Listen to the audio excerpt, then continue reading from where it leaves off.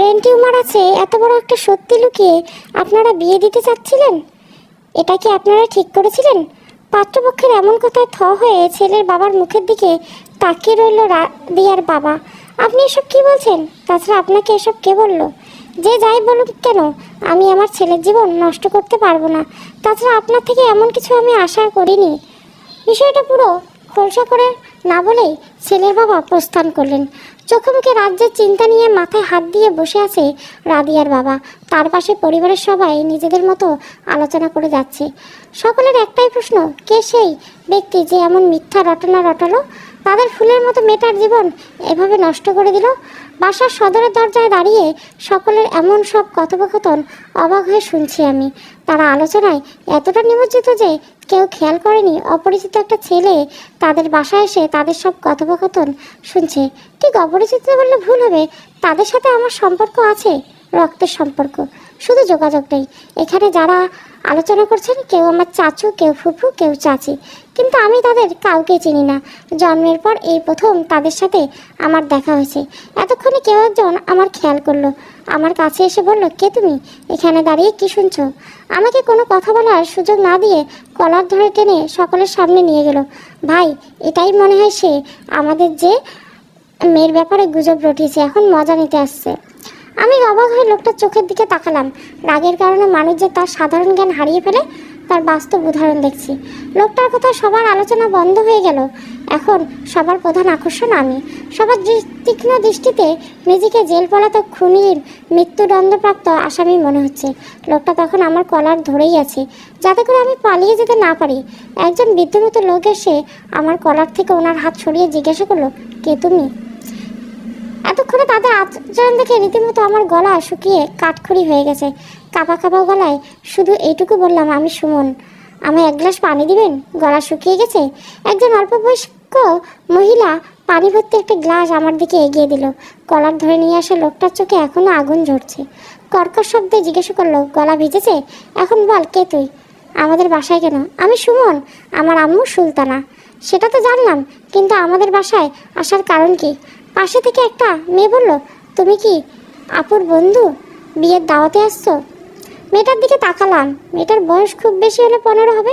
মেয়েটার পাশে দাঁড়িয়ে থাকা একজন মহিলা ধমক দিয়ে মেয়েটিকে চুপ করিয়ে দিল। সবসময় বড়দের মাঝে কথা না বলা। বৃদ্ধ লোকটা আবার আমায় জিজ্ঞাসা করলো, এখন তুমি বলো আমাদের বাসায় কেন এসেছো? জনাব কাশেম আছেন? উনি বাইরে গেছেন, কিছু বলার হলে আমাদের বলো, আমরা ওনাকে বলে দেব। আমি ওনার ছেলে, ঢাকা থেকে এসেছি। আমার এই একটা লাইন পুরো মহলকে পরিবর্তন করে দিল। সবাই নীরব হয়ে গেছে, আমায় দেখছে, কারো মুখে কিচ্ছুটি নেই। গত সপ্তাহে আমার কাছে একটা ডাক আসে, সেখানে ঠিকানা দেওয়া ছিল আর 20 তারিখের আগেই আসতে বলা হয়েছিল। আমি কখনো ওনাকে দেখিনি, তাই এক নজর দেখার জন্য আসলাম, কিন্তু এখন মনে হচ্ছে আমি ভুল দিনে চলে এসেছি। তেমন কিছু না। লোকটার চোখ রাঙিয়ে কথা বলার লোকটা এবার শান্ত গলায় বলল, তুমি অনেকটা জার্নি করেছো, ফ্রেশ হয়ে রেস্ট নাও। ছোট্ট মেয়েটাকে বলল আমায় গেস্ট রুমে নিয়ে যেতে। ভাইয়া, এটা তোমার রুম, তুমি এখানে আরাম করো। এই শোনো, কিছু বলবা? তোমার নাম কি? রাফসি। নিচে কি নিয়ে আলোচনা হয়েছে? তেমন কিছু না। 20 তারিখে আপুর বিয়ে ছিল, কিন্তু কেউ একজন পাত্রপক্ষকে বলেছে আপুর নাকি ব্রেন টিউমার আছে, তাই তারা আর বিয়ে দিবে না। এটা নিয়ে কথা বলছে সবাই। এইটুকু হলে মেয়েটি আমার কানের কাছে এসে বলল, আমি কিন্তু জানি কে বলেছে। অবাক হয়ে জিজ্ঞাসা করলাম, তুমি কিভাবে জানো? জানোই যখন, তাহলে সবাইকে বলে দিচ্ছ না কেন? বাইরের কেউ যদি বলতো তবে সেই কবেই বলে দিতাম, কিন্তু আপু নিজেই পাত্রের কাছে এগুলো বলিয়ে সে তার বন্ধুদের দিয়ে। মারাত্মক ভয়ঙ্কর মেয়ে তো, নিজের বিয়ে নিজেই ভেঙে দিয়েছে। ছেলেটাকে আপুর একদম পছন্দ হয়নি, সত্যি বলতে আমারও ভালো লাগেনি, তাই বাসায় কাউকে কিছু বলিনি। নয়তো আপুর প্রতি আমার অনেক প্রতিশোধ নেওয়ার বাকি আছে। আমি তো শুধু সুযোগের অপেক্ষা করছি। মনে মনে শত্রুতা। আচ্ছা কাশেম সাহেব তোমার কে হন? বড় আব্বু। ওনার ছেলে মেয়ে নেই? আছে তো, অবন্তী আপু। ওনারা সবাই শপিংয়ে গেছে, আসলে সবার সাথে পরিচয় হতে পারবো না। আমি তাহলে এখন আসি, তুমি রেস্ট করো। রাপসি চলে যাচ্ছে। ওয়াশরুম থেকে ফ্রেশ হয়ে নিজেকে বিছানায় বিলিয়ে দিলাম। দীর্ঘ জার্নির পর দু চোখের পাতায় রাজ্যের যত ঘুম এসে জমাট বেঁধেছে। একটা কাঁথা মুড়ে শরীরে মুড়িয়ে শুয়ে পড়লাম। নিঃশ্বাস ক্রমশ কম হয়ে আসছে, নিজেকে মেলে ধরতে পারছি না, খুব অস্বস্তি লাগছে। মনে হচ্ছে আমায় শক্ত কোনো রশি দিয়ে বেঁধে দেওয়া হয়েছে। চোখ খুললাম, কিন্তু আমি তখন সম্পূর্ণ কাঁথা নিয়ে। নিজেকে ছাড়ানোর অনেক চেষ্টা করছি, কিন্তু কিছুতেই পাচ্ছি না। এমন সময় একটা কণ্ঠ ভেসে আসলো, যতই চেষ্টা করো ছাড়াতে পারবে না, আজ তোমার নিস্তার নেই। কথাটা ঠিক আন্দাজ করতে না পারলে আমার পুরো শরীর ঘেমে একাকার হয়ে গেছে। গলাতে বিন্দুমাত্র লালার অবশিষ্ট নেই। এই আব্বু ডাকছে, আমার সাথে আসো। পিছনে কারো কণ্ঠ শুনে দ্রুত চোখ মুছে দিলাম। কি বললে তুমি? তুমি কান্না করছো? আমি কেন কান্না করবো বলো? কি বলছিলে তুমি? আব্বু ডাকছে তোমায়? আচ্ছা চলো। রুমের মাঝে একজন বয়স্ক পুরুষ খাটের উপর বসে আছে। আমি ঠিক তার কিছু দূরে দাঁড়িয়ে আছি। খুব সম্ভবত উনি আমার জন্মদাতা। অবন্তী, তুমি বাইরে যাও। আচ্ছা আব্বু। অবন্তী চলে গেল। যাওয়ার সময় শুধু এটুকু বলল, খাওয়ার সময় ভাইয়াকে সাথে নিয়ে আসবে। দাঁড়িয়ে আছো কেন? বসো। আমি এভাবেই ঠিক আছি। তোমার আম্মু কেমন আছে? প্রায় 6 মাস হলো পৃথিবীর মায়া ত্যাগ করেছেন। কথাগুলো বলার সময় খুব কষ্টে নিজের চোখে বাদ বাঁধিয়ে রাখলাম। কিন্তু আমার সামনে বসা ভদ্রলোক চোখ থেকে চশমা খুলে চোখ জোড়া মুছে নিল। এত বছর যে মানুষটার একটাবার খোঁজ নেওয়ার প্রয়োজন মনে করিনি, তার মৃত্যুতে আপনার চোখের পানে আদৌ কি শোভা পায়? কিছু কিছু ক্ষেত্রে আমরা অসহায় হয়ে পড়ি বাবা, যেটা না আমরা কাউকে বলতে পারি, না নিজেও সহ্য করতে পারি। সামনে ভদ্রলোককে কেমন যেন অসহ্য লাগছে। এই লোকটা আমার ফুলের মতো মাকে বেঁচে থাকতে মৃত্যু যন্ত্রণায় প্রতিটি মুহূর্ত পুড়িয়েছে। তবে এখানে আসার আগে শুধু তাকে এক নজর দেখার প্রবল ইচ্ছে মনের মাঝে প্রতিনিয়ত জলোচ্ছ্বাস সৃষ্টি করেছিল। আমায় এখানে ডাকার কারণ কি? অবন্তী যখন থেকে জেনেছে তার একজন ভাই আছে, তখন থেকে প্রায় বাহানা করতো, ভাইয়ের কাছে যাব, বড় মায়ের কাছে যাব। কিন্তু ওর মায়ের জন্য সেটা সম্ভব হয়নি। বাসায় প্রথম কারো বিয়ে হচ্ছে, তাই ভাবলাম এটাই সুযোগ অবন্তীকে ওর ইচ্ছে পূরণ করানোর। তোমাকে চিঠিটা ওই লিখেছে, আমি তো শুধু ঠিকানা বলেছি। আমি তাহলে এখানটা অবন্তীর ইচ্ছে এসেছি? ঠিক আছে, ওর সাথে আমার দেখা হয়ে গেছে, আমি আগামীকাল চলে যাব। লোকটার প্রতি অসহ্য অনুভূতি ক্রমশ বাড়তে। বিয়েতে থেকো, বিয়ে তো হচ্ছে না, হবে। সবাইকে ইনভিটেশন দেওয়া শেষ হয়ে গেছে। এখন পরিবারের সম্মানের কথা, বিয়ে হতেই হবে। এই কয়েকদিন বোনটাকে একটু সময় দাও। তবে ওর মা যদি তোমায় কিছু বলে, তবে কিছু মনে করো না, ও তোমাদের কথা সহ্য করতে পারে না। খাবার টেবিলে সবাই বসে আছে। একে একে সবার সাথে পরিচয় করিয়ে দিল। দাদু, মেজো চাচু, ছোট চাচু, বড় ফুপি, ছোট ফুপু, চাচিরা, বড় ফুপিরা, মেয়ে অধরা, মেজো চাচুর মেয়ে রাদিয়া এবং রাপসি। ছোট চাচুর একটা পিচ্চি আছে, সেটা কেবল হাঁটতে শিখেছে। সবাই খাবার শুরু করলো। এর কিছু সময় পর একজন মহিলা আসেন। ওনাকে দেখে বড় ফুপু বলল, সুমন, উনি তোমার ছোট মা। কথা শেষ না হতে কর্কশ শব্দে উনি বললেন, আমি কারো ছোট মা নই, আমার একটাই মেয়ে। বাসায় যে কোনো অতিথি আসলে আমি কি সবার মা হয়ে যাব নাকি? আব্বু আমার দিকে তাকে ইশারায় বোঝানোর চেষ্টা করলো যাতে ওনার কথায় আমি কিছু মনে না করি। ওনার আসলে সমস্যা আছে। আব্বু ইশারা দেখে আমি আর অবন্তী ঠিক করে হেসে দিলাম। আমাদের হাসিটা ছোট মার দৃষ্টি আড়াল হয়নি। খেতে বসে এভাবে হাসছো কেন অবন্তী? এসব কি এই কয়েক ঘন্টায় শিখে ফেললে নাকি? কথাটা যে আমায় কটাক্ষ করে বললো সেটুকু তো বুঝতে পারলাম, কিন্তু তবুও চুপচাপ খেতে লাগলাম। বিয়ে তো হচ্ছে না, বাইরে থেকে যে গেস্ট এসেছে তারা যেন কালকে চলে যায়, নাকি পার্মানেন্ট থাকার ইচ্ছে আছে? এটা কথাও উনি আমাকে বলল। তাই এবার আর চুপ থাকলেন না। দেখুন, আমাকে আপনার অসহ্য লাগতেই পারে, কিন্তু আমি তো এর আগে কখনো এখানে আসিনি আর আপনার কোনো ক্ষতি করিনি। একটু সুন্দর করে কথা তো বলতে পারেন। মেনে নিলাম আপনার গর্ভে আমার জন্ম হয়নি, কিন্তু সম্পর্কে তো আপনি আমার মাই লাগেন। সেদিক থেকে একটু সুন্দর করে কথা বললে খুব বেশি অসুবিধা হবে বলে মনে হয় না। তাছাড়া আমি এখানে থাকতে আসিনি, এটা নিয়ে চিন্তা করবেন না। আমি শুধু এটুকু দেখতে আসছি আমার পরিবারটা কেমন। যেখানে থাকাটা হয়তো আমার অধিকারে থাকলেও ভাগ্য সঙ্গ দেয়নি। আমার চোখের পানি টলমল করছে। এখানে আর কিছু সময় থাকলে সবার সামনে হয়তো 2 ফোঁটা পানি গড়িয়ে পড়বে। সেখান থেকে দ্রুত প্রস্থান করলাম। যখন আমাদের আকাশ সমান এক্সপেকটেশন একেবারে মাটির সাথে গুড়িয়ে যায়, তখন চোখের বাঁধ যতই মজবুত হোক না কেন ভেঙে যায়। এতদিন পরিবার ছিল না, তাই নিজেকে পাষাণ হৃদয়ের মানুষ বলে জানতাম। কিন্তু আজ পরিবার এত কাছে পেয়েও তাদের বলা প্রতিটি কঠিন শব্দ আমার চোখের টলমল সৃষ্টি কারণ হয়ে যাচ্ছে। গেস্ট রুমে নিজের মাথার চুল ধরে টানছে, তখন দরজায় নক পড়লো। অবন্তী হাতে একটা প্লেট নিয়ে দাঁড়িয়ে আছে। কিছু বলবা? তুমি তো কিছুই খেলে না, তাই বড় ফুপু খাবার পাঠিয়ে দিল। আমি খাবো না, তুমি নিয়ে যাও। অবন্তী পাশে এসে বসে বলল, ভাইয়া আমি তোমায় খাইয়ে দিই, আমার অনেক দিনের শখ, আমি তোমায় খাইয়ে দেবো। অবন্তী এমন করুণ আজ যে না করতে পারলাম না। তুমি আম্মুর কথায় কিছু মনে করবে না ভাইয়া, এখানে কেউ তোমায় ভালো না বাসলো, আমি তোমায় অনেক ভালোবাসি। তুমি শুধু আমার জন্য হলে কিছুদিন থেকে যাও। আচ্ছা আপু, বোনের ভাইয়ের ইমোশনাল সিন শেষ হলে আমাকে একটু সুযোগ দিলে ভালো হয়। দুজনের দরজার দিকে তাকালাম। বড় বাবু মেয়ের অধরা দাঁড়িয়ে আছে। অবন্তী জিজ্ঞাসা করলো, তুমি এখানে কি করছো? তোমার ভাইয়া কিছু খায় নাই তখন, তাই খাবার নিয়ে আসছিলাম। আমি আমার ভাইয়ের যত্ন নিতে পারি, তোমায় লাগবে না, আমি খাইয়ে দিচ্ছি। অবন্তীর কথা শেষ হওয়ার আগে মেয়েটা ভয়ে চলে গেল। কিন্তু তখন বুঝতে পারিনি দরজার পিছনে ছোট মা দাঁড়িয়ে নিজের হাতে আমায় খাইয়ে দিচ্ছে। এটা থেকে ছোট মার চোখে যেন আগুন ঝরছে। অবন্তী এখনো খেয়াল করেনি যে দরজায় ছোট মা দাঁড়িয়েছে। অবন্তী, তুমি এখানে কি করছো? ছোট মার কর্কশ কণ্ঠে কানে আসতে অবন্তী ভয়ে চমকে গেল। হাতে থাকা প্লেটে খাবার পড়ে গেল। কিছু না আম্মু, তখন ভাইয়া খায়নি তো তাই খাবার নিয়ে এসেছিলাম। কেন, খাবার রুমে নিয়ে এসে খাওয়াতে হবে কেন? সেখানে কি তাকে খাবার দেওয়া হয়নি? অবন্তী নিথর হয়ে বসে রইল। এখানে বসে আছে কেন? নিজের রুমে যাও। তুমি রুমে যাও, আমি খেয়ে নিব, চিন্তা করতে হবে না। সত্যি তো? হ্যাঁ সত্যি।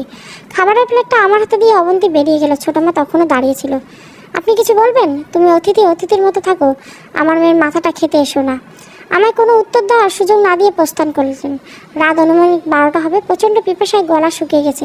কিন্তু রুমে যে পানি অবন্তী দিয়ে গেছিল সেটা শেষ হয়ে গেছে। পানির জন্য রুম থেকে বের হলাম। ড্রয়িং রুমে আব্বু, দাদু, মেজো চাচু আর ছোটো চাচু বসে কথা বলছেন। মনে হয় রাদিয়ার বিয়ে নিয়ে আলোচনা হচ্ছে। হঠাৎ আব্বুর নজর আমার দিকে বলল, দূরে দাঁড়িয়ে আছে কেন, এদিকে এসো। আমি পানি নেওয়ার জন্য এসেছিলাম। ছোটো চাচু বললো, আচ্ছা ঠিক আছে, তুমি পানি খেয়ে রুমে গিয়ে শুয়ে পড়ো। পানি খাওয়ার শেষে রুমে চলে আসবো। তখনই আবার আব্বু পিছন থেকে ডাকলো, এদিকে এসো, কিছু বলবেন? তুমি হয়তো এর মাঝে জেনেই গেছো বাসার সবার অবস্থা এখন খুব বেশি ভালো না।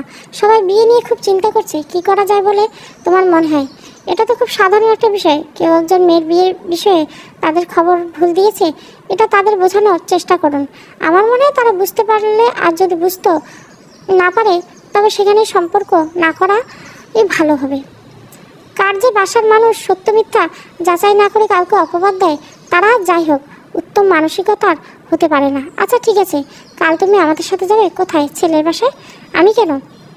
তোমারও তো বোন, তোমার তো একটা দায়িত্ব আছে। প্রসঙ্গ যখন দায়িত্ব আসলো তখন আর না করতে পারলাম না। পরদিন সকালবেলা নাস্তার বাটি হাতে দাঁড়িয়ে আছে অধরা। চোখ খুলে সামনে ওকে দেখে ভয়ে ভিতরটা কেঁপে উঠলো। তুমি রুমে আসলে কিভাবে? দরজা তো খোলাই ছিল। কখন আসছো রুমে? একটু আগে। ডাকতে পারতে।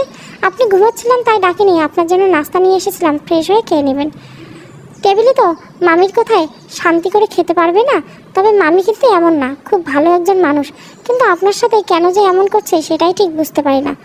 সেটা বোঝার মতো বয়স হয়নি এখনো তোমার। অধরা, তুমি এখানে কি করো? কথাটা বলতে বলতে মেজো চাচি রুমে ঢুকে পড়লেন। ওনার জন্য নাস্তা নিয়ে আসছিলাম। তুমি বাইরে যাও আর নাস্তার বাটি নিয়ে যাও। অধরার মুখটা অমাবস্যা রাতের মতো অন্ধকার হয়ে গেল। কিছু বলবেন? তোমার জন্য তোমার আব্বু, চাচু সবাই অপেক্ষা করছে খাবার নিয়ে। আমার জন্য কেন অপেক্ষা করবেন ওনারা? তুমি নাকি ছেলের বাসায় যাবে ওনাদের সাথে, তাই। আপনি যান, আমি ফ্রেশ হয়ে আসছি।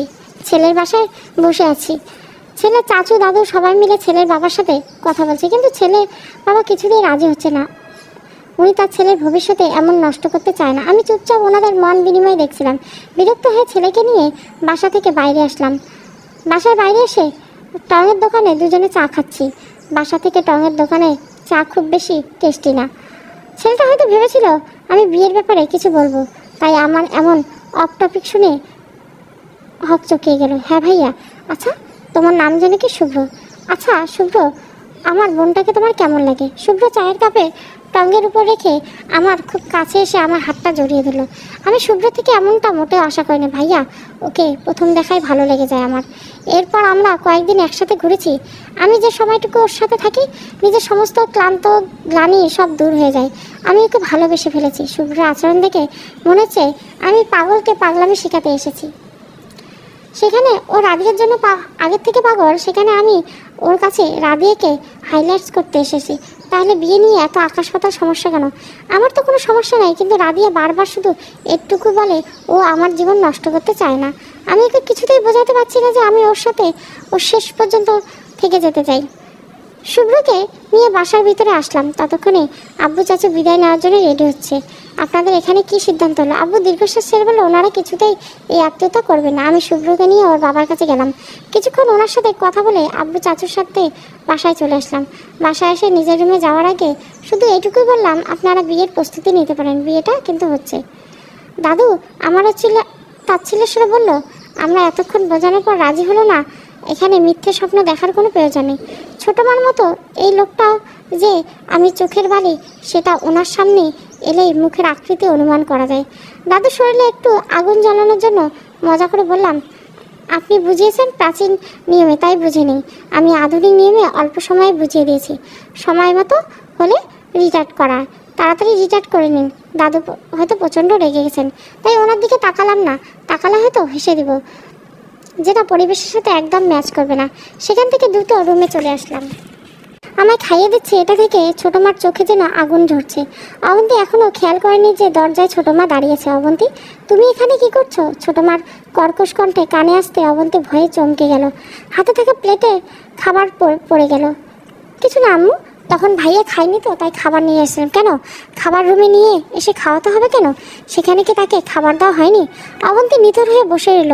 এখানে বসে আছে কেন? নিজের রুমে যাও। তুমি রুমে যাও, আমি খেয়ে নিব, চিন্তা করতে হবে না। সত্যি তো? হ্যাঁ সত্যি। খাবারের প্লেটটা আমার হাতে দিয়ে অবন্তী বেরিয়ে গেল। ছোটো মা তখনও দাঁড়িয়েছিল। আপনি কিছু বলবেন? তুমি অতিথির মতো থাকো, আমার মেয়ের মাথাটা খেতে এসো না। আমায় কোনো উত্তর দেওয়ার সুযোগ না দিয়ে প্রস্থান করলেন। রাত অনুমানিক 12টা হবে। প্রচণ্ড পিপাসায় গলা শুকিয়ে গেছে, কিন্তু রুমে যে পানি অবন্তী দিয়ে গেছিলো সেটা শেষ হয়ে গেছে। পানির জন্য রুম থেকে বের হলাম। ড্রয়িং রুমে আব্বু, দাদু, মেজো চাচু আর ছোটো চাচু বসে কথা বলছেন। মনে হয় রাদিয়ার বিয়ে নিয়ে আলোচনা হচ্ছে। হঠাৎ আব্বুর নজর আমার দিকে পড়লো। দূরে দাঁড়িয়ে আছে কেন? এদিকে এসো। আমি পানি নেওয়ার জন্য এসেছিলাম। ছোটো চাচু বললো, আচ্ছা ঠিক আছে, তুমি পানি খেয়ে রুমে গিয়ে শুয়ে পড়ো। পানি খাওয়ার শেষে রুমে চলে আসবো। তখনই আবার আব্বু পিছন থেকে ডাকলো, এদিকে এসো, কিছু বলবেন? তুমি হয়তো এর মাঝে জেনেই গেছো বাসার সবার অবস্থা এখন খুব বেশি ভালো না। সবাই বিয়ে নিয়ে খুব চিন্তা করছে, কি করা যায় বলে তোমার মনে হয়? এটা তো খুব সাধারণ একটা বিষয়। কেউ একজন মেয়ের বিয়ের বিষয়ে তাদের খবর ভুল দিয়েছে, এটা তাদের বোঝানোর চেষ্টা করুন। আমার মনে হয় তারা বুঝতে পারলে, আর যদি বুঝতে না পারে তবে সেখানে সম্পর্ক না করা ভালো হবে। কার যে বাসার মানুষ সত্য মিথ্যা যাচাই না করে কাউকে অপবাদ দেয়, তারা যাই হোক উত্তম মানসিকতার হতে পারে না। আচ্ছা ঠিক আছে, কাল তুমি আমাদের সাথে যাবে। কোথায়? ছেলের বাসায়। আমি কেন? তোমারও তো বোন, তোমার তো একটা দায়িত্ব আছে। প্রসঙ্গ যখন দায়িত্ব আসলো তখন আর না করতে পারলাম না। পরদিন সকালবেলা নাস্তার বাটি হাতে দাঁড়িয়ে আছে অধরা। চোখ খুলে সামনে ওকে দেখে ভয়ে ভিতরটা কেঁপে উঠলো। তুমি রুমে আসলে কিভাবে? দরজা তো খোলাই ছিল। কখন আসছো রুমে? একটু আগে। ডাকতে পারতে। আপনি ঘুমোচ্ছিলেন তাই ডাকিনি। আপনার জন্য নাস্তা নিয়ে এসেছিলাম, ফ্রেশ হয়ে খেয়ে নেবেন। টেবিলে তো মামির কোথায় শান্তি করে খেতে পারবে না? তবে মামি কিন্তু এমন না, খুব ভালো একজন মানুষ, কিন্তু আপনার সাথে কেন যে এমন করছে সেটাই ঠিক বুঝতে পারি না। সেটা বোঝার মতো বয়স হয়নি এখনো তোমার। অধরা, তুমি এখানে কি করো? কথাটা বলতে বলতে মেজো চাচি রুমে ঢুকে পড়লেন। ওনার জন্য নাস্তা নিয়ে আসছিলাম। তুমি বাইরে যাও আর নাস্তার বাটি নিয়ে যাও। অধরার মুখটা অমাবস্যা রাতের মতো অন্ধকার হয়ে গেল। কিছু বলবেন? তোমার জন্য তোমার আব্বু, চাচু সবাই অপেক্ষা করছে খাবার নিয়ে। আমার জন্য কেন অপেক্ষা করবেন ওনারা? তুমি নাকি ছেলের বাসায় যাবে ওনাদের সাথে, তাই। আপনি যান, আমি ফ্রেশ হয়ে আসছি। ছেলের বাসায় বসে আছি। ছেলের চাচু, দাদু সবাই মিলে ছেলের বাবার সাথে কথা বলছে, কিন্তু ছেলের বাবা কিছুতেই রাজি হচ্ছে না। উনি তার ছেলের ভবিষ্যতে এমন নষ্ট করতে চায় না। আমি চুপচাপ ওনাদের মন বিনিময় দেখছিলাম। বিরক্ত হয়ে ছেলেকে নিয়ে বাসা থেকে বাইরে আসলাম। বাসার বাইরে এসে টঙের দোকানে দুজনে চা খাচ্ছি। বাসা থেকে টঙের দোকানে চা খুব বেশি টেস্টি না। ছেলেটা হয়তো ভেবেছিল আমি বিয়ের ব্যাপারে কিছু বলবো, তাই আমার এমন অফ টপিক শুনে হক চকিয়ে গেল। হ্যাঁ ভাইয়া। আচ্ছা তোমার নাম জানি কি? শুভ্র। আচ্ছা শুভ্র, আমার বোনটাকে তোমার কেমন লাগে? শুভ্র চায়ের কাপে টঙ্গের উপর রেখে আমার খুব কাছে এসে আমার হাতটা জড়িয়ে দিল। আমি শুভ্র থেকে এমনটা মোটেও আশা করিনি ভাইয়া। ওকে প্রথম দেখায় ভালো লেগে যায় আমার। এরপর আমরা কয়েকদিন একসাথে ঘুরেছি। আমি যে সময়টুকু ওর সাথে থাকি, নিজের সমস্ত ক্লান্ত গ্লানি সব দূর হয়ে যায়। আমি ওকে ভালোবেসে ফেলেছি। শুভ্রের আচরণ দেখে মনে হচ্ছে আমি পাগলকে পাগলামি শেখাতে এসেছি। সেখানে ও রাধিয়ার জন্য আগের থেকে পাগল, সেখানে আমি ওর কাছে রাধিয়াকে হাইলাইটস করতে এসেছি। তাহলে বিয়ে নিয়ে এত আকাশ পাতাল সমস্যা কেন? আমার তো কোনো সমস্যা নাই, কিন্তু রাধিয়া বারবার শুধু এটুকু বলে ও আমার জীবন নষ্ট করতে চায় না। আমি ওকে কিছুতেই বোঝাতে পারছি না যে আমি ওর সাথে ওর শেষ পর্যন্ত থেকে যেতে চাই। শুভ্রকে নিয়ে বাসার ভিতরে আসলাম। ততক্ষণে আব্বু চাচু বিদায় নেওয়ার জন্য রেডি হচ্ছে। আপনাদের এখানে কি সিদ্ধান্ত হলো? আব্বু দীর্ঘশ্বাস ছেড়ে বলে, ওনারা কিছুতেই এই আত্মীয়তা করবে না। আমি শুভ্রকে নিয়ে ওর বাবার কাছে গেলাম। কিছুক্ষণ ওনার সাথে কথা বলে আব্বু চাচুর সাথে বাসায় চলে আসলাম। বাসায় এসে নিজের রুমে যাওয়ার আগে শুধু এটুকুই বললাম, আপনারা বিয়ের প্রস্তুতি নিতে পারেন, বিয়েটা কিন্তু হচ্ছে। দাদু আমারও তাচ্ছিল্যের সুরে বলল, আমরা এতক্ষণ বোঝানোর পর রাজি হলো না, এখানে মিথ্যে স্বপ্ন দেখার কোনো প্রয়োজন নেই। ছোটো মার মতো এই লোকটাও যে আমি চোখের বালি সেটা ওনার সামনে এলেই মুখের আকৃতি অনুমান করা যায়।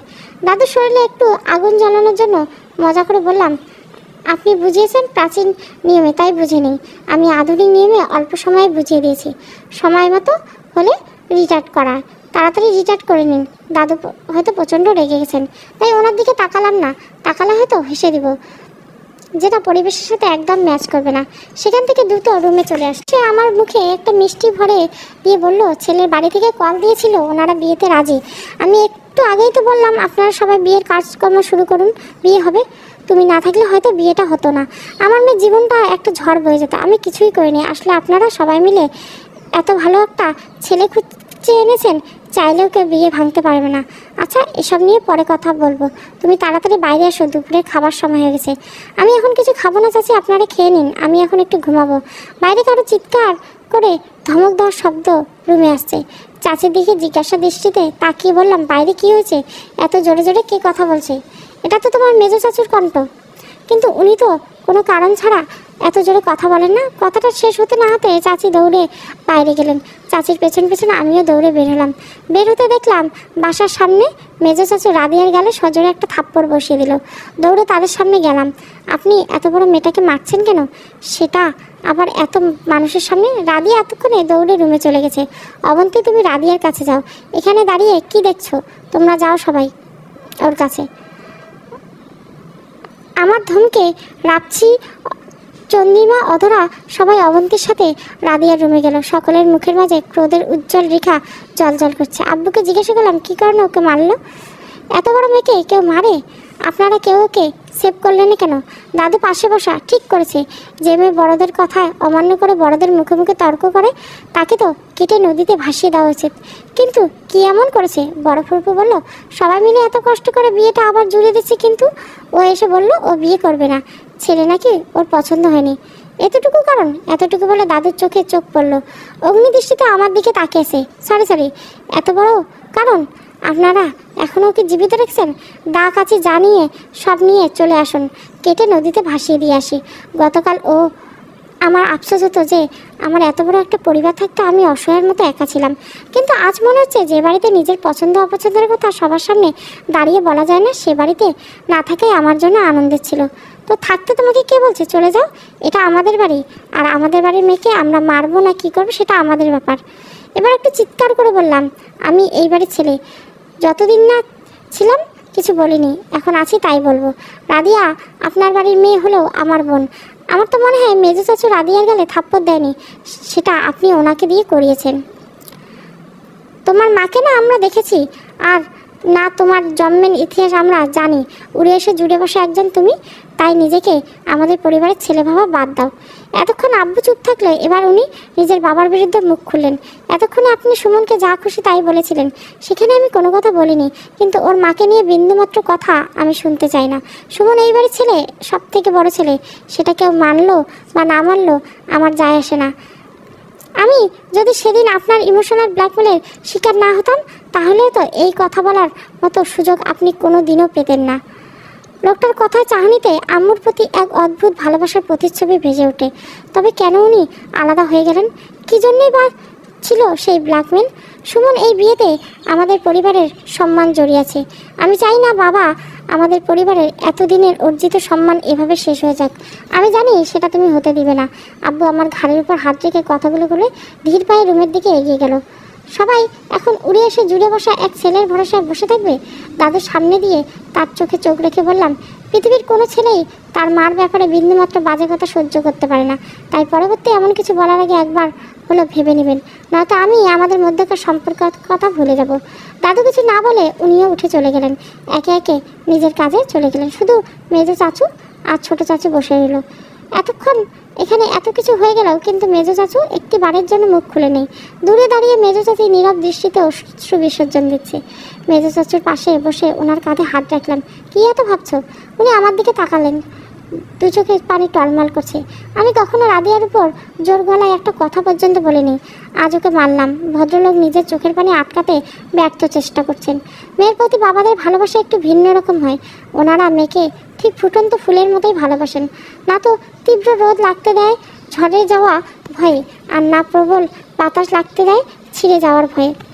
তাদেরকে আশ্বস্ত করলাম যেভাবে হোক এই বিয়ে হবে, তবে মনে মনে একটা তীব্র প্রতিজ্ঞা করলাম, এখান থেকে চলে যাওয়ার আগে বৃদ্ধকে ভালো একটা চমক দেখিয়ে দিব।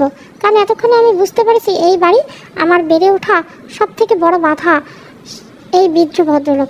চাচির থেকে রাদিয়ার রুমটা দেখিয়ে নিলাম। দরজায় নক করার পর ভিতর থেকে কেউ একজন জিজ্ঞাসা করলো, কে? আমি। দরজা খোলা।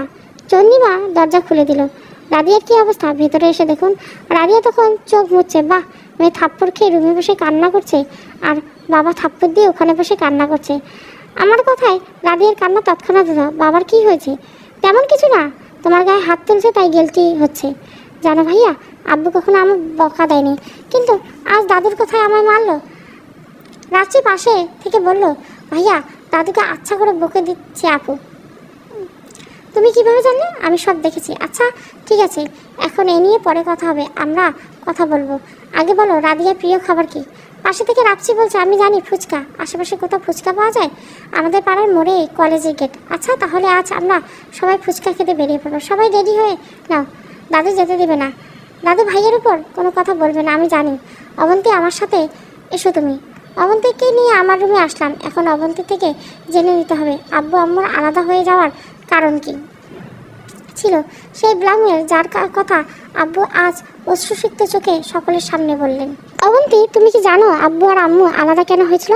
অবন্তী কিছু সময় একটু ভাবলো, হয়তো মনে করার চেষ্টা করলো। আব্বুকে অনেকবার জিজ্ঞাসা করছে তাদের বিচ্ছেদ কেন হয়েছিল, কিন্তু আব্বু বলেনি। বারবার শুধু বলতো আমার ভাগ্যে ছিল না তাই বিচ্ছেদ হচ্ছে। ও আচ্ছা, কিন্তু হঠাৎ এই প্রশ্ন করছো কেন ভাইয়া? এই বাড়িতে এত সুন্দর একটা পরিবারের সাথে আমার আম্মু কেন থাকা হলো না, এই কারণটা ভীষণ জানতে ইচ্ছে করে। আমার খুব ইচ্ছে ছিল বড় মার কাছে গিয়ে কিছুদিন থাকবো। আচ্ছা ভাইয়া, বড় মা কি আমার সাথে এমন কিছু করতো যেমনটা আমার আম্মু তোমার সাথে করে? না রে পাগলি, আম্মু একটু ভিন্ন রকম ছিল, একবার গেলেই বুঝতি। এখন রেডি হয়ে নাও, আমরা সবাই বাইরে যাচ্ছ। কলেজের গেটে একটা ফুচকার দোকান বসে আছে। সেই সময় একজন পুলিশ এসে ওদের থেকে একটু দূরে আমায় ডেকে নিয়ে গেল। সেখানে গিয়ে পুলিশ অফিসারের সাথে কিছুক্ষণ কথা বলে আবার চলে আসলাম। কী হলো, তোমরা এখনও খাওয়া শুরু করোনি? তোমার জন্য অপেক্ষা করছি। আমি খাবো না তো, আমি এসব খাই না। রাদিয়া বলো, এই জন্য তোমার খাওয়া দরকার। এতদিন কি মিস করছো সেটা জানার জন্য।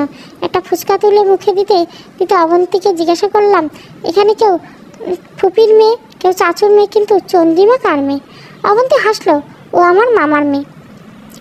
তোমার সামনে ভদ্র সাজা ভান করে সবসময় বেশি বেশি বলো তুমি। আমি সবসময় ভদ্র, সেটা তো প্রথমেই দেখেছিলাম। ফুচকা খাওয়া শেষে সবাই মিলে ক্যাম্পাসে হাঁটতে গেলাম। সবার সামনেই হাঁটছি আমি, তাদের পিছনে। অবন্তী আমার কাছে এসে জানতে চাইল পুলিশ আমার কাছে কেন এসেছিল। একটা ঠিকানা জানতে এসেছিল। ভাইয়া আমি ছোট না, উনি এসে তোমার নাম ধরে ডেকেছিলেন, তার মানে তোমার পূর্বে পরিচিত হয়েছে, আর গোয়েন্দাগিরি করতে হবে না। বাসায় ফিরতে সন্ধ্যা হয়ে গেল। অবন্তী রাদিয়া সবাই আগে আগে বাসায় ঢুকলো, আমি তাদের পিছনে ছিলাম। দাদু সবাইকে থামিয়ে জিজ্ঞাসা করলো কোথায় গিয়েছিল। দাদুর প্রশ্নে সবাই ভয়ে মাথা নিচু করে দাঁড়িয়েছে, কেউ একটি কথা উচ্চারণ করছে না। তখন পিছন থেকে এসে বললাম, তোমরা সবাই এসে এমন মূর্তির মতো দাঁড়িয়ে আছো কেন? রুমে যাও, আর রাদিয়া ফ্রেশ হয়ে আমার রুমে আসো একবার। আচ্ছা ভাইয়া। সবাই চলে যাওয়ার পর দাদু আমার দিকে না তাকিয়ে অন্যদিকে তাকিয়ে বললো, তুমি আমাদের পরিবারের মেয়েদের নিয়ে এসব করা বন্ধ করবে, নয়তো ভালো হবে না। আপনার বাড়ির মেয়ে হলেও তারা আমার বোন, তাদের আনন্দের বিষয়টা খেয়াল রাখা ভাই হিসেবে আমার দায়িত্ব। ছোটো চাচা আমার সাপোর্ট করে বললো, বাবা এসব কথা বাদ দিন। দুপুর থেকে সবাই কেমন মনমরা হয়েছিল। সুমন সবাইকে বাইরে থেকে আসার পর সবাই হাসছিল, মনে হচ্ছিল পুরো বাড়িটা আবার প্রাণ ফিরে এসে। বাহ, তোমাদের তো দেখছি পাখা গুছিয়েছে। একটা হাঁটুর বয়সী ছেলের পক্ষ নিয়ে বাবার মুখের উপর কথা বলছিস। বৃদ্ধ ভদ্রলোক নিজের মনে মনে কী সব বলতে বলতে বাড়ির বাইরে চলে গেল। আচ্ছা ছোটো চাচু, ওনাকে বাসার সবাই ভয় পান কেন? উনি কারোর সাথে ফ্রেন্ডলি মিশেন না, সবসময় গম্ভীর একটা ভাব থাকেন। মেজা চাচা আমার কাছে এসে বলল, রাদিয়ার মন ভালো হয়েছে? আমার যতদূর সম্ভব চেষ্টা করছি, বাকিটা আপনারা উপরে গিয়ে একটু কথা বলুন, আপনারও ভালো লাগবে, রাদিয়ারও মন ভালো থাকবে। ঠিক খানিক সময় পর দরজায় রাদিয়া এসে দাঁড়িয়েছে, কিন্তু কোনো কথা বলছে না। কী হলো, এভাবে দাঁড়িয়ে আছে কেন? তুমি ফোন চাপ তাই ভাবছিলাম ভিতরে আসবো কিনা। তুমি আসবে জন্য তো দরজা খুলে রাখছিলাম, ভিতরে আসো। রাদিয়া এসে আমার সামনে দাঁড়ালো। কি বলবে ভাইয়া? আমি রাদিয়ার দিকে তাকালাম। প্রচণ্ড সিরিয়াস একটা ফেস আমার দিকে তাকিয়েছে। রাদিয়ার এমন চাহনি দিকে ফিক করে হেসে দিলাম। তুমি এত ভয় পাচ্ছ কেন? তোমার বকা দেওয়ার জন্য রাখিনি, এমনি একটু কথা বলার জন্য ডাকছিলাম। চেয়ারটা টেনে বসো। আমি শুধু একটা মেল করে নিই। মেল সেন্ড করে রাদিয়ার দিকে তাকালাম। তো মন ভালো হয়েছে? বাবার উপর রাগ কমেছে? বাবা একটু আগে রুমে এসে আদর করে গেছে। কত ভালোবাসা, অনেক। রাধি একটা কথা জিজ্ঞাসা করবো? বন্ধুর মতে মনে করলে সত্যিটাই বলবে। যদি সত্যি বলো তবেই তোমার জন্য ভালোই হবে। কি ভাইয়া, তুমি বিয়ে করতে চাচ্ছ না কেন? কাউকে ভালোবাসো? রাধিয়া নিচের দিকে তাকিয়ে আছে, কোনো উত্তর দিচ্ছে না। রাধিয়ার উত্তরের জন্য আমি চাতকের মতো অপেক্ষা করছি। রাদিয়ার নীরবতা কি আমার? তুমি কাউকে ভালোবাসো যার জন্য তুমি বিয়েতে রাজি না? রাদিয়া চুপচাপ আমার কথা শুনছে। কিছু বলো, আমায় বললে তোমার জন্য ভালোই হবে। আমি নিজের সাধ্য মতো তোমায় সাহায্য করব। আমার জীবনে তেমন কেউ নেই ভাইয়া। আমি আমার গ্র্যাজুয়েশন শেষ করে চাই। বাবাকে কতবার বললাম আর মাত্র একটা বছর, তারপর আমার গ্র্যাজুয়েশন শেষ, তারপর বিয়ে নিয়ে ভাবতে। কিন্তু বাবা হঠাৎই সব কিছু ঠিক করে ফেললো। মনে হচ্ছে পৃথিবীর উনি একমাত্র ভালো ছেলে। বিয়েতে রাজি না হওয়ার একমাত্র কারণ কি শুধু এই গ্র্যাজুয়েশন? হ্যাঁ ভাইয়া, কিন্তু ছেলের বাবা প্রথম দিনে দেখতে এসে বলেছে ছেলের বউ সবসময় বাসায় থাকবে, পড়ালেখা করবে না। তাই জন্য নিজেকে অসুস্থ বানাবে অন্যের কাছে। তুমি কি করে জানলে? আমি সবটাই জানি। তুমি জানো শুভ্র আমায় কি বলেছে? কি? তোমার ব্রেন টিউমার আছে, তাতে কিছু যায় আসে না। ও তোমার শেষ পর্যন্ত তোমার সাথে থাকতে চাই। এই কথাটা বলতে কতটা গভীর ভালোবাসার দরকার পড়ে সেটা তুমি কল্পনা করতে পারবে না। আমি জানি উনি ভালো ছেলে, কিন্তু ভাইয়া আমার নিজের তো কিছু স্বপ্ন আছে। আমি কথা দিচ্ছি তোমার সকল স্বপ্ন পূরণে শুভ্র তোমার সঙ্গ দেবে। তুমি কি করে জানলে? যে মানুষটা তোমায় ভালোবাসবে সে সময় সব স্বপ্নকে নিজের করে নেবে। তাছাড়া শুভ্র যদি তোমার সঙ্গ না দেয়, আমি তো আছি। তুমি তো জানো এটা শহর এলাকা নয়। এখানে ছোট ছোট বিষয়গুলি অনেক বড় করে দেখা হয়। বিয়েটা যদি শহরে হতো, ভেঙে গেলেও তেমন কোনো বিষয় ছিল না। কারণ শহরে বসবাসরত মানুষগুলো বাঙালি হলেও তাদের বেশিরভাগ ঐতিহ্য পশ্চিমাদের মতো। এলাকায় এই বাড়ির সম্মান মর্যাদা সম্পর্কে আমার থেকে তোমার ভালো জানা। সবাইকে ইনভাইট দেওয়া হয়ে গেছে। তুমি প্লিজ আর না করো না। রাধিয়া কিছুক্ষণ চুপচাপ থেকে বলল, আমার স্বপ্নগুলো কি ডানা মেলবে না ভাইয়া? অবশ্যই। তাহলে আমি রাজি। তোমায় আঘাত করার পর তোমার বাবা এসে তোমায় সরি বলেছে না? হ্যাঁ। তুমি এখন গিয়ে তোমার বাবাকে সরি বলে জানিয়ে আসবা তুমি বিয়েতে রাজি আছো, কেমন? আচ্ছা ভাইয়া। রাতে ছাদে একা একা দাঁড়িয়ে গুনগুন করছি। একটু জোরে গান গেলে আমিও একটু শুনতে পারতাম। আমি পিছনে ফিরলাম। চন্দ্রিমা দাঁড়িয়ে আছে। তুমি কখন আসলে? এই তো কিছুক্ষণ আগে। এমন গুনগুন করে না গে জোরে জোরে গাইলেই তো পারতেন। আমি অন্যকে গান শোনার জন্য গান গাই না, এই জন্য জোরে গান গাওয়ার প্রয়োজন পড়ে না। ও আচ্ছা, এত রাতে ছাদে কেন? বাসার সবাই তো নিজের মতো ব্যস্ত, তাই নিজেকে একটু সময় দিতে আসলাম। তাছাড়া আপনি যখন ছাদে আসলেন তখন আপনাকে দেখেছিলাম। ও আচ্ছা। আকাশের চাঁদটা অনেক সুন্দর, তাই না? চাঁদ সবসময় সুন্দর হয়। চলুন না কোথা থেকে হেঁটে আসি। চাঁদের আলো হাঁটতে ভালোই লাগে। আপনার সাথে কেন হাঁটবো আমি? বসদায় সবাই কাজ করছে, আমি আর আপনি ফ্রি আছি তাই। ছোটো মা যদি জানতে পারে তার ভাইয়ের মেয়েকে নিয়ে আমি হাঁটতে বেরোয়েছিলাম, তাহলে আমার আর নিস্তার নেই। এমনও তো হতে পারে বিয়ের আগে আমায় বাসা থেকে বের করে দিবে। আচ্ছা, বিয়ের পরে কি আপনি চলে যাবেন? আমার কি থেকে যাওয়া উচিত? থেকে গেলেই পারেন। চন্দ্রিমার সামনে দাঁড়িয়ে চোখে চোখ রেখে বললাম, কেন থেকে যাব? থেকে যেতে তো কোনো কারণ লাগে না, তাই না? ইচ্ছে থাকলে কারণ ছাড়াও থেকে যাওয়া যায়। আপনি সেই কারণ ছাড়াই থেকে গেলেন, নয়তো আমার জন্য থেকে যান। এই কথাটা বলে চন্দ্রিমা দু হাতে নিজের মুখ ঢাকলেন। দেখি যদি থেকে যেতে পারি তবে থেকেই যাব না হয়। দুজনে চুপচাপ দাঁড়িয়েছি। হঠাৎ কারো পায়ের শব্দে চন্দ্রিমা আমার থেকে বেশ কিছুটা দূরে সরে আছে। আমি দরজার দিকে তাকিয়ে রইলাম কে আসছে সেটা দেখার জন্য। ছোটো মা এসে দাঁড়ালো। তুমি এত রাতে এখানে কি করছো? তেমন কিছু না, জ্যোৎস্না স্নান করছি। চন্দ্রিমা আসছে এখানে। খুবই আমি এদিকে। তুমি এখানে কি করো? নিচে চলো। চন্দ্রিমা নিয়ে ছোটো মা নিচে চলে গেল। আমি আবার আকাশের দিকে তাকালাম। হালকা কুয়াশা পড়েছে। এখানে বেশিক্ষণ দাঁড়িয়ে থাকলে ঠান্ডা লেগে যাবে। যত তাড়াতাড়ি সম্ভব রুমে গিয়ে শুয়ে পড়ো। কাল আবার রাদিয়ার গায়ে হলুদ, কথাটা ছোটো মা বলছিল। আমি স্পষ্ট ছোটো মার কণ্ঠ শুনতে পেয়েছি, কিন্তু পিছন ফিরতে না ফিরতে ছোটো মা চলে গেল। মাহীন কেউ যদি হঠাৎ মায়ের মতো করে ভালোবাসা মাখা শাসন পায়, তবে সেটা তার কাছে পৃথিবীর শ্রেষ্ঠ পাওয়ারগুলোর একটা হয়ে যায়। পরদিন সকাল থেকে সবাই খুব ব্যস্ত। সবাই সবার মতো আনন্দ করছে। বাসায় প্রথম কারো বিয়ে হচ্ছে। আমার আব্বু ছোটো মা কারোর সাথে আমার পরিচয় না করিয়ে দিলেও মেজো চাচু আর চাচি সবার সাথে আমার পরিচয় করছে। তাদের মুখে আজ বিন্দুমাত্র চিন্তার ছাপ নেই। পৃথিবীর সব খুশি আনন্দ কিছু যেন তাদের আঙ্গিনায় ঘর বেঁধেছে। কোণে বসে আছে, তার চারপাশে বসার সব মেয়ে তাদের ছবি দিচ্ছে চন্দ্রিমা। আমি দূর থেকে বসে বসে তাদের দেখছি। সেই সময় হঠাৎ মায়ের কথা মনে পড়ে গেল। বেশ কিছুদিন মায়ের সাথে কথা বলা হয় না। কল করে কিছুক্ষণ কথা বললাম। কথা শেষ করে মোবাইল পকেটে রাখলাম। প্রেমিকা ছিল বুঝি? তোমাদের মতো ছোট বোন। আমার আম্মু একে অ্যাডপ্ট করেছিল। ও আচ্ছা, রাদিয়া আপু আপনাকে ডাকছে কেন? ছবি তোলার জন্য। আমি ছবি তুলবো না? অধরা তবুও আমায় জোর করে টেনে নিয়ে গেল। এখন বিকেল, এখানে সেন্ট্রাল জেলে জেলারদের সাথে দেখা করে মাত্র বের হয়েছি, তখন দূর থেকে ছোটো মাকে দেখতে পেলাম। কিন্তু উনি জেলে কেন আসবে? তাছাড়া আজ বাসায় অনুষ্ঠান, সেগুলো ছেড়ে উনি জেলে আসবেন না। আমি বোধহয় ভুল দেখলাম। কিন্তু আরও কিছুটা সামনে যাওয়ার পর নিশ্চিত হলাম এটা ছোটো মা। উনি হয়তো আমায় দেখতে পাননি, কিন্তু আমি ওনাকে ঠিক দেখেছি। পাশে একজন পুলিশ সদস্যকে জিজ্ঞাসা করলাম, উনি এখানে কেন আসছেন? ওখানে যারা আসেন সবাই কারো না কারোর সাথে দেখা করতে আসেন। ছোটো মার কে জেলে? উনি কার সাথে দেখা করতে পারেন? আমাদের বাসার কেউ? ওনারা সবাই মিলে কি আমার কাছে কিছু লুকাচ্ছে? এমন হাজারো প্রশ্ন মনের ঘর বাঁধছে। কোথায় ছিলে সারাটা বিকেল? তোমার কোনো পাত্তা নেই। বাসায় ঢুকতে অবন্তীর প্রশ্ন, একটু কাজে ছিল তাই বাইরে ছিলাম। কেমন আনন্দ করলে আজ সারাদিন? আজকের দিনটা স্বপ্নের মতোই কেটেছে। রাদিয়া আপু তোমায় দেখা করতে বলেছে। কোথায়? ওর রুমে। রুমে গিয়ে মোবাইলে চার্জার দিয়ে রাদিয়ার রুমে নক করলাম। আসবো? না, একদম আসবে না। আচ্ছা তাহলে আমি চলে যাচ্ছি। যাবেই তো? আমি কে যে আমার রাগ ভাঙাবে? তুমি তো ভিতরেই আসতে দিচ্ছ না। ওপাশ থেকে কোনো শব্দ আসছে না। আমি কি আসবো? আসো। আমার উপর এত রাগের কারণ কি শুনি? তুমি কোথায় ছিলে দুপুরের পর থেকে? খুঁজছো নাকি নতুন বউ, যাকে কেন্দ্র করে বাসার সবাই আনন্দ করবে? সে কেন আমায় খুঁজছে শুনি? জানো ভাইয়া, দাদু আমায় অনেক কথা শুনিয়েছেন। কেন? এই যে আমি বিয়েতে করতে রাজি হই নাই, তারপর আবার তোমার কথায় বিয়ে রাজি হয়েছি, তাই বিয়েটা হোক, তারপর ওনাকে ছোট্ট একটা শিক্ষা দিব আমরা সবাই মিলে, কেমন? সেটা ভালো হবে। আমি শুনেছি তোমার আম্মুকে বড় বাবা এই বাসায় আনতে পারেনি শুধুমাত্র দাদুর জন্য, যে কারণে আমরা তোমার থেকে এতদিন দূরে ছিলাম। ওনাকে তো একটা উচিত শিক্ষা দিতে হবে। সবসময় নিজের জেদটাকেই বড় করে। তুমি কি করে জানলে আম্মুকে দাদু এই বাসায় আনতে দেয়নি? আমি শুনেছিলাম, বড় বাবা একদিন বলেছিল। আর কি জানো? আর তেমন কিছু জানি না।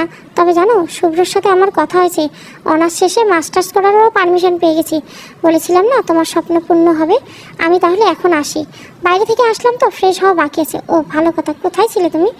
এখানে এক পুরনো বন্ধু আছে, তার সাথে দেখা করতে গিয়েছিলাম। আমাদের এলাকায় তোমার বন্ধু আছে? ভালো। আমার রুমে বেডের উপর চন্দ্রিমা ল্যাপটপ নিয়ে কী যেন করছে। তুমি এখানে কী করছো? ছবি দেখছি। কিসের ছবি? আজ সকালে যেগুলো তুললাম সেগুলো দেখার জন্য কি আমার রুম পড়েছিল? নিজের রুমে যাও, ছবিগুলো তোমাকে দেখাবো, তাই তোমার রুমে আসলাম। কি দেখাবে আমায়? এই যে অধরা সবসময় আপনার সাথে এমন চিপকায় আছে কেন? আমি তো খেয়াল করিনি। তাছাড়া ও আমার বোন, আমার সাথে চিপকায় থাকতেই পারে। চন্দ্রিমা একটা ছবি জুম করে দেখালো। ওর চাহিনি দেখে কি তোমার তাই মনে হয়? আমি মাঝে মাঝে মানুষের মুখের ভাষা বুঝতে পারি না, চাহিনির ভাষা বুঝবো কিভাবে? বুঝতে হবে না, তবে ওর থেকে দূরে থাকবে। চন্দ্রিমার কথায় আমার তেমন মনোযোগ নেই। খোলা দরজার দিকে দেখতে পাচ্ছি ছোটো মা হরান করে নিজের রুমে যাচ্ছে। চন্দ্রিমা, তুমি এখন তোমার রুমে যাও, আমরা পরে এক সময় এ বিষয় নিয়ে কথা বলবো। এখানে তেমন কোনো কথা নেই, শুধু ওর থেকে দূরে থাকলেই হবে। আচ্ছা। চন্দ্রিমা চলে গেল। ওয়াশরুমে গিয়ে তাড়াতাড়ি করে ফ্রেশ হয়ে ছোটো মার রুমে আসলাম। আসবো? কে? আমি সুমন। ভিতরে আসবো? কেন, দরকার? একটু কথা বলতাম। এখন কথা বলতে ইচ্ছে করছে না, পরে ডাকবো। আচ্ছা। বাসা দাদুর সাথে সবারই একটু দূরত্ব বেড়ে গেছে। সেই দূরত্বের কারণ মনে হয় আমি নিজে।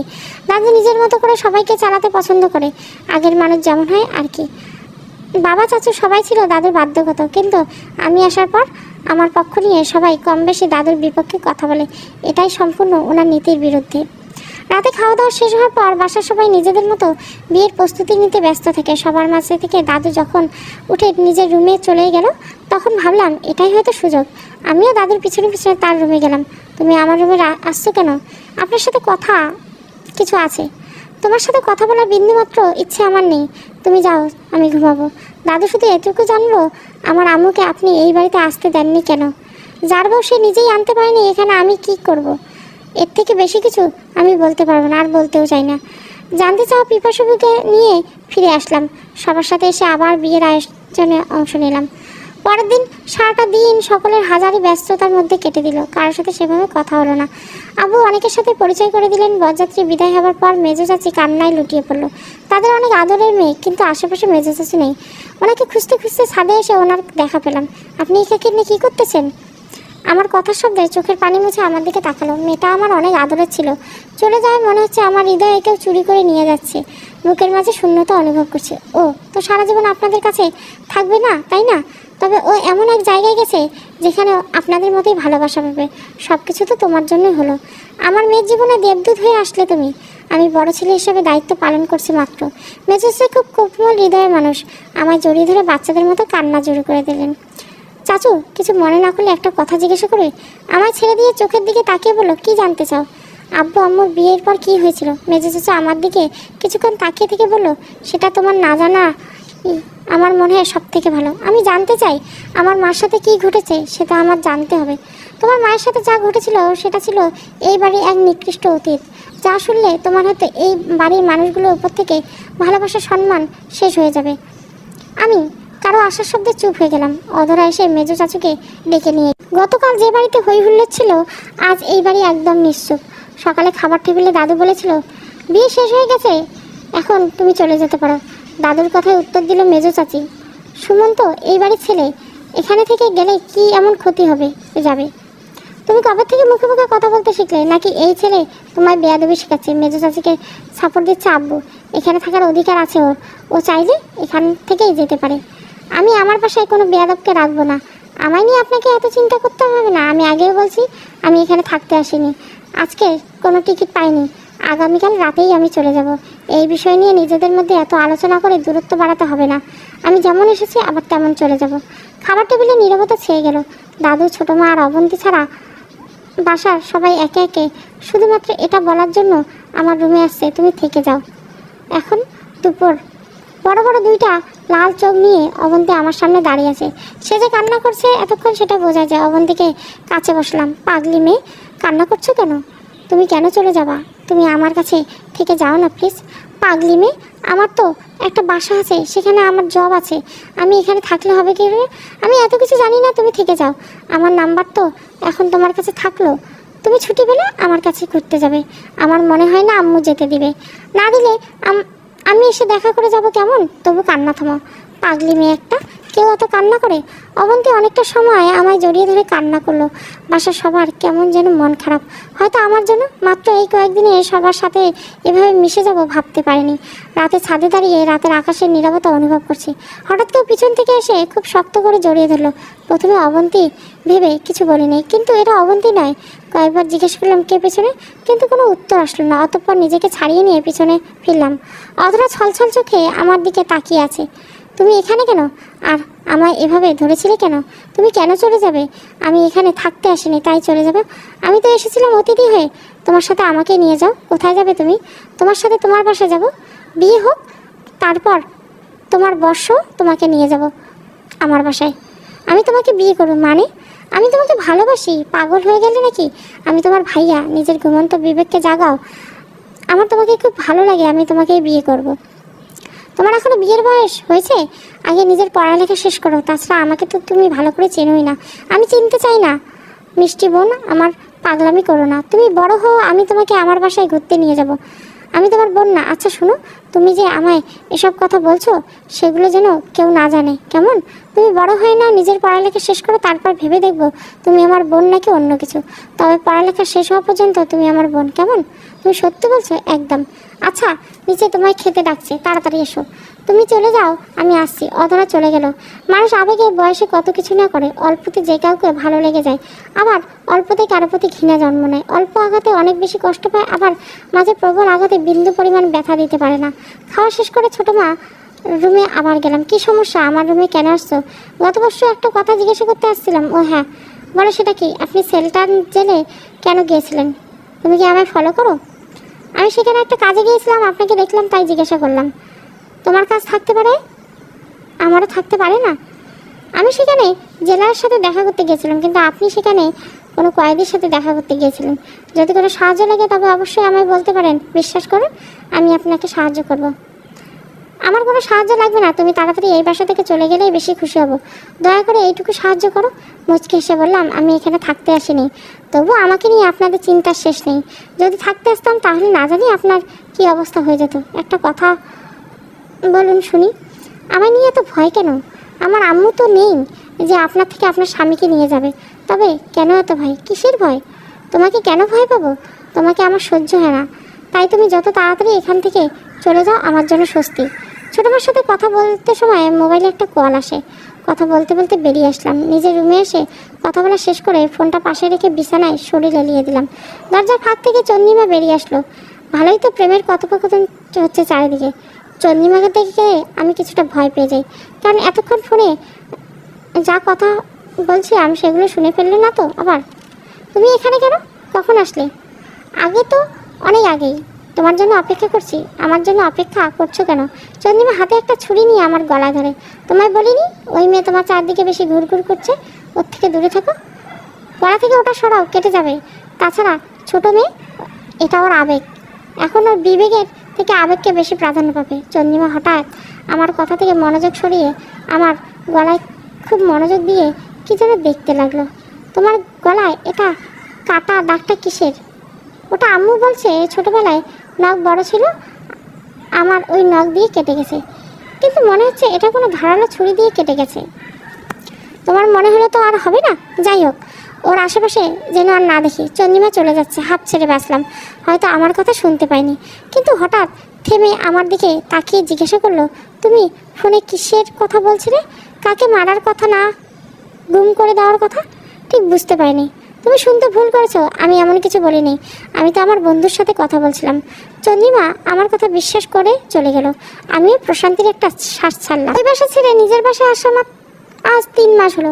মাঝে মাঝে তাদের কথা অনেক মনে পড়ে। মাঝে মাঝে অবন্তীর সাথে কথা হয়। সেখানে আমার অনেক না জানা প্রশ্নের উত্তর লুকিয়ে আছে। অনেকে আমার থেকে কিছু না কিছু লুকিয়েছে, সেটা তাদের আচরণে বুঝতে পেরেছিল। তবে আসার আগে আমার সহস্র প্রশ্নের উত্তর হিসেবে আব্বু শুধু আমার একটা কথাই বলেছিল, তোমার গলায় ওই কাটা দাগটা তোমার দাদুর দেওয়া। তাহলে আম্মু এতদিন আমায় মিথ্যে বলেছিল যাতে আমার পরিবারের প্রতি আমার কোনো ঘৃণা না জন্মায়। কাজ থেকে ফিরে রুমে এসে শুয়ে ফেসবুকিং করছে। অবন্তী কল আসে।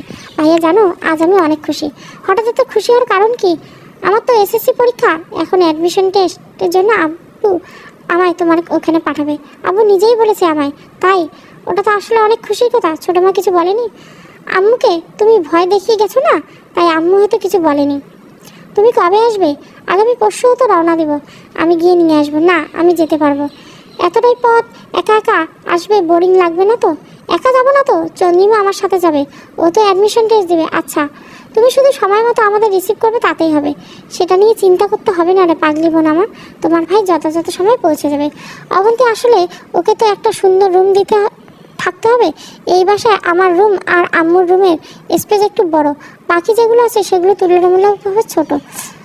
কাল সারাদিন সময় পাবো না, এজন্য রাতে রুমগুলো পরিষ্কার করা শুরু করে দিলাম। সাধারণত আম্মুর রুমে কোনো জিনিসে আমি কখনো হাত দিই না। আম্মুর মৃত্যুর পর ওই রুমের আশাই কমিয়ে দিছি। মায়া আসতো এই রুমে, কিন্তু ওর বিয়ের পর ওই রুমটা অনেকটা মরুভূমি হয়ে গেছে, জনমানবহীন। বিছানা গোছানো শেষ। আলমারি থেকে আম্মুর কাপড়গুলো বের করে অন্য রুমে রেখে দেয়, তাহলে অবন্তী ওর কাপড় আলমারিতে রাখতে পারবে। আলমারির সব কাপড় সরানোর পর সেখানে একটা ডায়েরি আমার হাতে নজরে পড়ে। ডায়েরিটা হাতে নিয়ে ভিতর থেকে একটা ছবি মাটিতে পড়ে যায়। সেখানে আব্বু আর আম্মু ছিল। আম্মুর কাছে আব্বুর ছবি থাকা সত্ত্বেও কোনোদিন আমায় দেখায়নি। এমনটা কেন? ডায়েরিটা হাতে নিয়ে মায়াকে কল করে জিজ্ঞেস করলো, মায়া, তুমি কি আম্মুর কোনো ডায়েরির ব্যাপারে কিছু জানো? মায়া কিছুক্ষণ ভাবলো, তারপর বললো, আম্মুর একটা ডায়েরি ছিল, সেটার কথা তো আমি ভুলেই গেছিলাম। উনি মাঝে মাঝে ওটাতে লেখালেখি করতেন। কিছু জিজ্ঞাসা করে বলতো, আমি যখন থাকবো না তখন পড়বি, তাহলে জানতে পারবে আমি কী কী লিখেছি। ও আচ্ছা, তুমি কি ডায়েরিটা পেয়েছো ভাইয়া? হ্যাঁ, ওই তোমায় একটা কথা জানাতে ভুলে গেছি। কী কথা ভাইয়া? পরশু অবন্তী আসছে আমাদের বাসায় কয়েকদিন থাকতে। আব্বুর মেয়ে মানে আমাদের বোন। হ্যাঁ, তুমি কিন্তু ভাইয়া আমায় বাসায় নিয়ে আসবে। ও আসলে? পাগলি মেয়ে, এটা তো তোমারও বাসা, নিয়ে আসতে হবে কেন? চলে আসবে তুমি। তুমি এসে নিয়ে গেলে তখন বেশ কিছুদিন থাকতে পারবো। আচ্ছা, আমার চাপ কমলে নিয়ে আসবো, কেমন? আচ্ছা ভাইয়া। ডায়েরিটা আমার রুমে নিয়ে আলমারিতে রাখতে যাব, কিন্তু খুব আগ্রহ কাজ করছে ভিতরে কি লেখা আছে সেটা জানার জন্য। নিজের কৌতূহলকে সংযত করতে না পেরে ডায়েরিতে শেষ লেখাটা কি আছে সেটা দেখার জন্য শেষের দিকে পাতা খুললাম। এই পাতায় লেখার সময় আম্মু কান্না করছিল।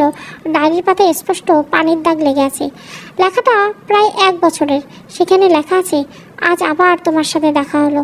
তোমার সাথে এই দীর্ঘ সময়ে হাতে গোনা কয়েকবার দেখা হয়েছে। তুমি যেটুকু সময় পাশে থাকো সেটুকু সময় জীবনের শ্রেষ্ঠ সময়ের তালিকা যোগ করায়।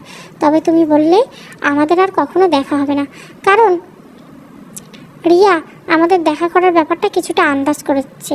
রিয়ার ভাই তোমাকে ফলো করে ইদারিং, তবে এতে আমার কোনো ভয় কাজ করে না। খুব বেশি হলে আমার এই পৃথিবীতে থাকা হবে না। ওরা যে তোমার কোনো ক্ষতি করবে না সে ব্যাপারে আমি নিশ্চিত। তবে তোমায় দেখতে দেখতে তোমার কোলে মাথা রেখে শেষ নিঃশ্বাস ত্যাগ করতে পারলে নিজেকে পরম ভাগ্যবতী মনে হবে। তবে আজকে অবন্তীর ছবিটা দেখলাম, মেয়েটা তোমার মতোই হয়েছে। ও যখন আমায় দেখতে চায় তবে ওকে সাথে করে নিয়ে আসলেই পারতে। মেয়েটাকে কিছুদিন রেখে দিতাম আমার কাছে। সেখানে একটা খাম ট্যাপ করে আটকানো, খামের ভিতরে অবন্তীর ভিন্ন বয়সের 5-6টি ছবি ছিল। আম্মুর সাথে আব্বুর রেগুলার না হলে মাঝে মাঝে যোগাযোগ হতো। আমাদের আড়ালে আব্বু আম্মুর সাথে দেখা করতো, কিন্তু অবন্তীর মামার জানার বিষয়ে আম্মু এমনটা কেন ভেবেছিল যে এতে তার প্রাণ যাবে। ডায়েরিটা রাখতে যাব, তখন আবার ভুলবশত মাঝের পেজটা খুললাম। সেখানে আমার দৃষ্টিশক্তি আটকে গেল। আম্মু আর ছোটো মা একজন অপরজনকে জড়িয়ে আছে, কিন্তু এটা কি করে সম্ভব? অবন্তী আর চন্দ্রিমাকে রিসিভ করার জন্য দাঁড়িয়ে আছি। কিছুক্ষণ পর তাদের বাস এসে হাজির হলো। তাদের নিয়ে বাসায় রেখে আমি আবার অফিসে চলে আসলাম। মায়া হয়তো একটু পরে আসবে, তাই জন্য আমি কাজে চলে আসি। দুপুরের দিকে মায়া দরজার সামনে কলিং বেল বাজানোর পর চন্দ্রিমা এসে দরজা খুলে দিল। মায়া কোনো কিছু না ভেবে চন্দ্রিমাকে জড়িয়ে ধরলো। আমার কতদিনের ইচ্ছে ছিল তোমায় দেখবো, অবশেষে তোমাকে দেখার ইচ্ছে আমার পূর্ণ হলো। চন্দ্রিমা এতক্ষণ শুধু মায়ের কথাগুলো শুনে যাচ্ছিল। মায়ের কথা শেষ হতে চন্দ্রিমা বলল, আপনি কে? আমি তোমার মায়া আপু।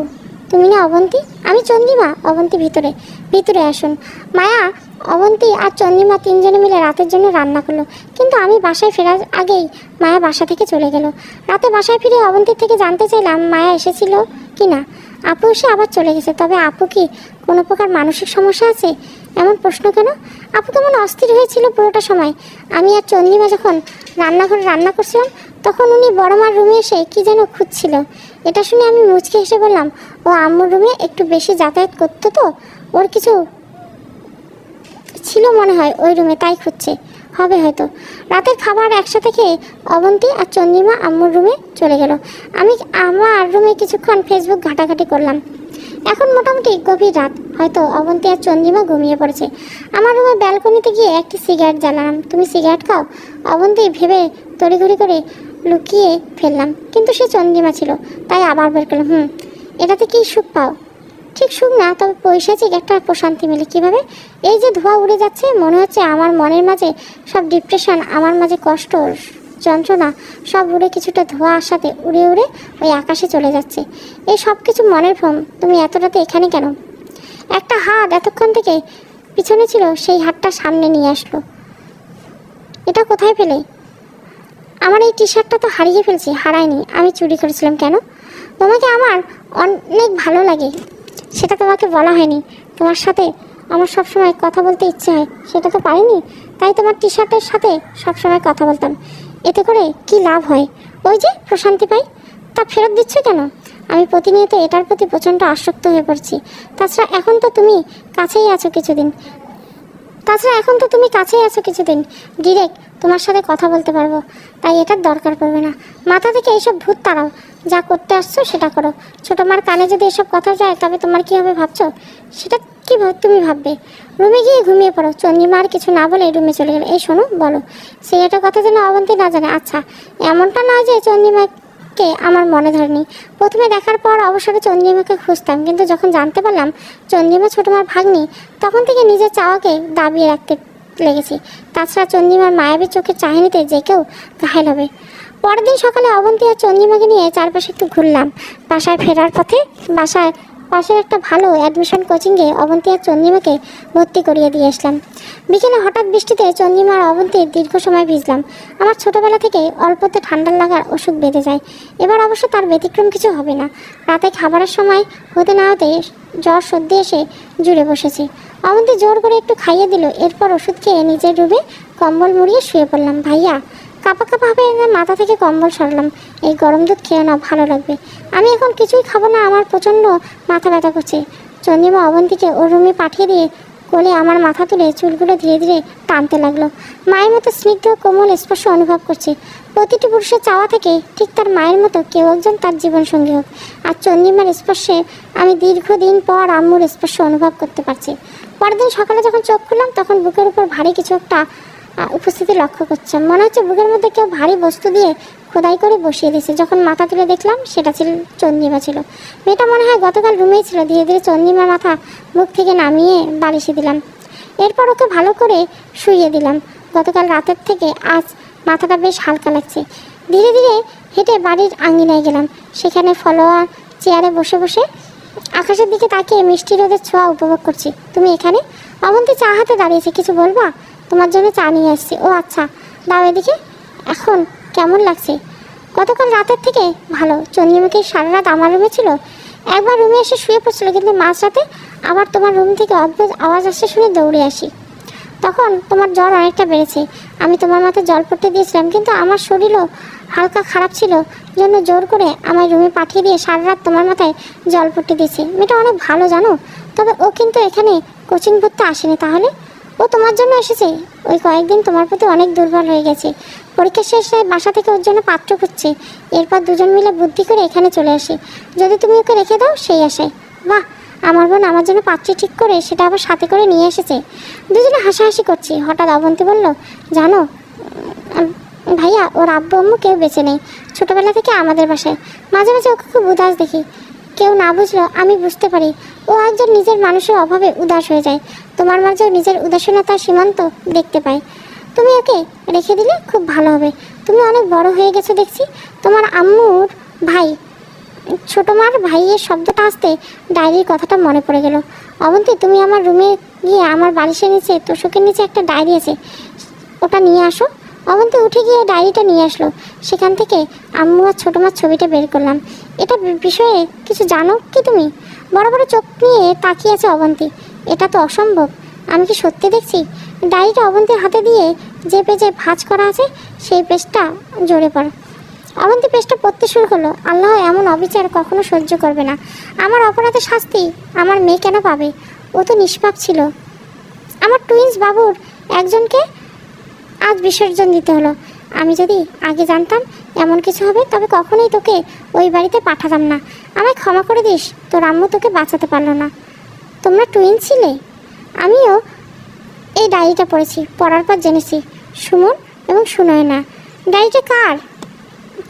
অনেক পুরনো মনে হচ্ছে। ডায়েরিটা আম্মুর। এখানে বিচ্ছেদের পর লেখা আছে। অবন্তী তড়িঘড়ি করে ভাইয়া এখানে দেখো। ডায়েরির উপরে আঠা দিয়ে একটা ছোট্ট কালো কাগজে কালো কালি দিয়ে কিছু একটা লেখা, যেটা এর আগে আমার নজরে আসেনি। খুব সূক্ষ্মভাবে লেখা আমার জীবনের দ্বিতীয় ডায়েরি। ভাইয়া আম্মুর আর একটা ডায়েরি আছে, সেটা খুঁজতে পেলে হয়তো আমরা সম্পূর্ণ ঘটনা জানতে পারবো। চন্দ্রিমা অবন্তীর পাশে এসে দাঁড়ালো। আমি অবন্তীর হাত থেকে ডায়েরিটা নিয়ে রুমে চলে আসলাম। একটু পরে সকালের খাওয়া শেষ করে কাজে বেরিয়ে পড়লাম। বিকালের দিকে চন্দ্রিমা কল করে কান্না করতে শুরু করলো। কী হয়েছে, কান্না করছে কেন? কিন্তু চন্দ্রিমা কোনো কথাই বলছে না। অবন্তী পাশে থেকে বলছে, এভাবে কান্না করলে কিছুই ঠিক হবে না, আমায় ফোনটা দাও। চন্দ্রিমা হাত থেকে ফোনটা নিয়ে অবন্তীকে বলল, ভাইয়া আম্মু একটু আগে কল করেছিল, চন্দ্রিমার বিয়ে ঠিক আছে। চন্দ্রিমা আম্মু হয়তো কাল চন্দ্রিমাকে দিতে আসবে। আমি তোমায় সকালেই বলেছি ভাইয়া প্লিজ মেয়েটার লাইফটা নষ্ট হতে দিও না। সেখানে তো সুখী থাকতে পারে না, তাই না? ও তোমার মাঝে নিজের সুখ পায়। তুমি কি চাও? আমায় কি করতে হবে? আমি চন্দ্রিমাকে আমার ভাবি বলে ডাকতে চাই, প্লিজ ভাইয়া। আচ্ছা। অবন্তীর ফোন কেটে বাসা আব্বুকে কল করে বলে দিলাম চন্দ্রিমাকে আমি বিয়ে করছি। বাসা থেকে যেন কেউ না আসে ওকে নিয়ে। এখন রাত। আমার খুব কাছের লোকজন বন্ধুকে ডেকে বাসায় ছোট্ট পরিসরে বিয়ের কাজটা সেরে শেষ করলাম। মায়াও আসতে পারেনি এইটুকু সময় বাসর ঘরে, কিন্তু ঘরে ফুলের কোনো ছিটে ফোটে নেই। চন্দ্রিমা খাটে বসে আছে। সব কিছু কেমন হঠাৎ করে হয়ে গেল, তাই না? হঠাৎ হলেও ভালোই হয়েছে। তুমি জানো আমি তোমায় কেন বিয়ে করছি? অবন্তী রিকোয়েস্টের জন্য না, তোমার স্পর্শে আমি আম্মুকে খুঁজে পেয়েছি। পৃথিবীতে খুব মেয়ে মাঝে একজন ছেলে তার মাকে খুঁজে পায়, কিন্তু আমি খুব সহজেই তোমার মাঝে খুঁজে পেয়েছি, তাই আর হারাতে চাই না। তাহলে আমি তোমায় একবার জড়িয়ে ধরি। তোমার বরকে একবার ধরবে নাকি 10 বার ধরবে তোমার ইচ্ছে? চন্দ্রিমা ঝটপট এসে আমি শক্ত করে জড়িয়ে ধরলো। প্রায় মাঝরাত। দরজা অনবরত ঠক ঠক। দরজা খুললাম। অবন্তী হাঁপাচ্ছে। কী হয়েছে? অবন্তী আমার হাতে একটা চিরকুট ধরিয়ে দিয়ে অজ্ঞান হয়ে মাটিতে লুটিয়ে পড়ল। এটা প্রথম পার্ট সমাপ্ত হলো। ভালো লাগলে অবশ্যই লাইক, শেয়ার এবং সাবস্ক্রাইব করবেন। এবার দ্বিতীয় পার্টটা আসবে। Thank you for watching. গল্পটার নাম হচ্ছে প্রিয় চন্দ্রিমা।